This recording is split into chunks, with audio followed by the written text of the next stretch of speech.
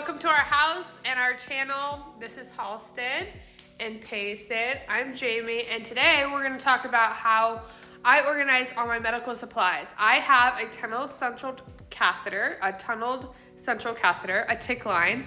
The difference between a tick line and a PICC line is it's not on my arm and it's not a port because I can't de-access it. It's always accessed. So I get so much medical supplies each week that I have donations in the hallway. We actually take them to dog shelters, or I let people who are nurses or in the medical field use all of that stuff. So I'm gonna show you how I organize mine, and it actually has a room of its own. So we are now in my tiny room. That's my medical room. I also have a medical closet. I'll show you that in a minute. But this is my cart, and it moves in and out so we can, move it if we need to. While Halston's sitting here and Payson's with me, I'm going to give you guys a better view of what's in all of these bins. So we have the Tegaderm CHG. There's a certain kind that I have to use. It still makes my skin itchy, but it is what it is. I need to get more of the dressing change kits. So here I can just kind of see what I have and what I need more of. What I need to restock on, or what I need Walgreens to send me more of. I have a compounding pharmacy, and then I have Walgreens for medications like this. Compounding pharmacies send you all your supplies. And then over here, where this little girl's trying to get some, if she grabbed it, she could really get into it because it has a really hard cap. But that's famotidine. Let's not play with it, okay, babe? Come on. And then I have packs of normal saline. So I have the boxes too, but the packs are really easy to get it and go, especially like if I'm going out somewhere, I can just grab one of these and what I need and then go. So right here we have the microclaves. These are Vacutainers. We have Lovenox. I'm actually on Lovenox 80, so I have to kind of redo that, but I can take two and it'd be exactly the same. So I'm going to try to reuse or use up all of the kind I can.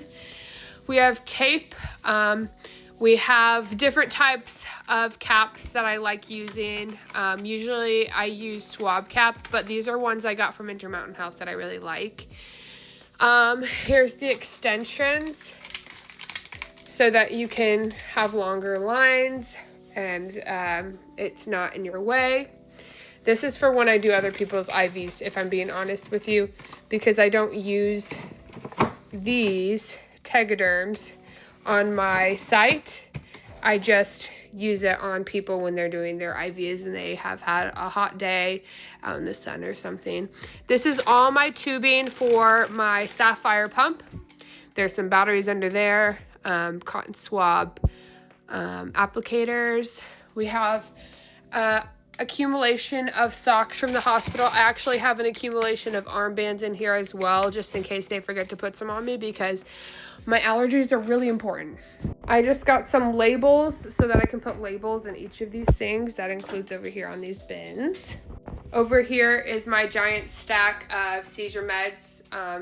It's my IV Keppra, so I have, tons of extra from being in the hospital, and I keep all of the Keppra over in that corner. This was actually supposed to be one of these, but we lost the pieces while we were moving and we didn't finish building it, so I kind of repurposed it upside down.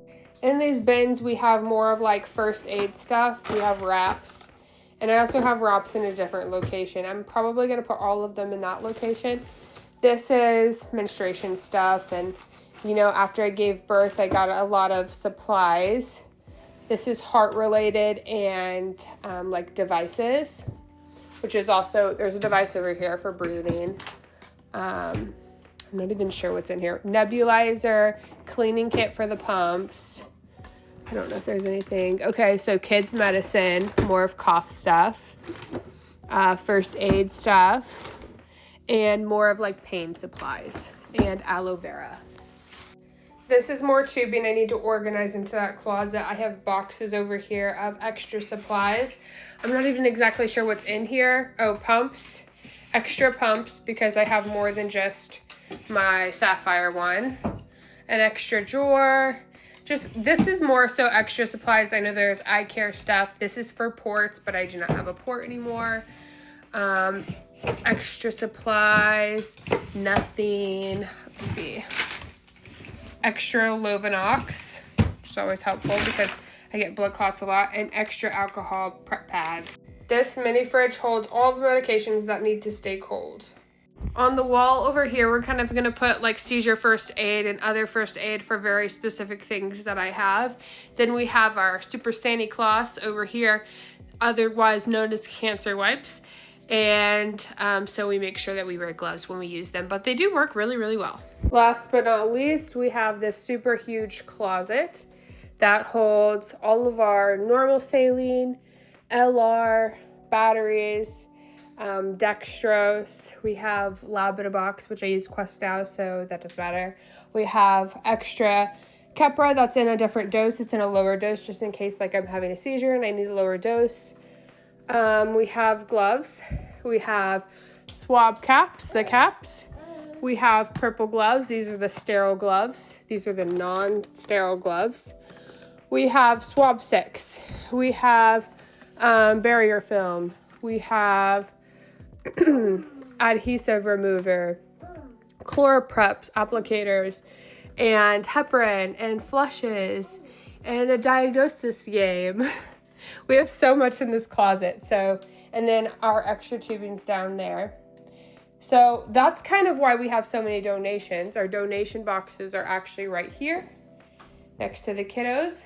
One of the last things I can show you is that underneath this bench, it's our welcome bench, is some wraps, some heating pads, some braces, and just like things to help you breathe, things to help with pain, things to help with urgencies. One of the necessary things we have next to our bed is a motion trash can.